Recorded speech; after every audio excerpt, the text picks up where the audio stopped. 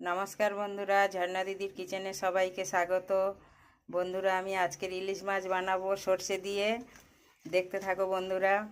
সর্ষে ইলিশ বানাবো তো পরিমাণ মতো হলুদ দিয়ে দিলাম, পরিমাণ মতো লবণ দিয়ে দিলাম। মাছগুলো ভালো করে মাখিয়ে নেব। ইলিশ মাছ ভেজে নেব। কড়াইতে সর্ষে তেল দিয়ে দিলাম। একে একে মাছগুলো দিয়ে দেব। মাছগুলো ভাজা হয়ে গেছে, বেশি কড়ক করে ভাজবো না, অল্প ভেজে তুলে নেব। দেখো বন্ধুরা, মাছগুলো ভাজা হয়ে গেছে, কতটা তেল উঠেছে। এই তেলটা আমরা ভাত দিয়ে খাবো। সর্ষে ইলিশ বানাবো তো পরিমাণ মতো হলুদ দিয়ে দিলাম, পরিমাণ মতো লঙ্কার গুঁড়ো দিয়ে দিলাম, ধনিয়ার গুঁড়ো দিয়ে দিলাম, অল্প জল দিয়ে দেবো, মশলাটা ভালো করে গুলে নেব। সর্ষে তেল দিয়ে দিলাম, তেল গরম হয়ে গেছে, কালো জিরে ফোড়ন দিয়ে দিলাম, আদা বাটা দিয়ে দিলাম, এই মশলাটা দিয়ে দিলাম, কাঁচা লঙ্কাগুলো দিয়ে দিলাম, লবণ দিয়ে দিলাম, ভেজে রাখা মাছগুলো দিয়ে দেবো, সে বাটা দিয়ে দিলাম। সর্ষে ইলিশ রেডি।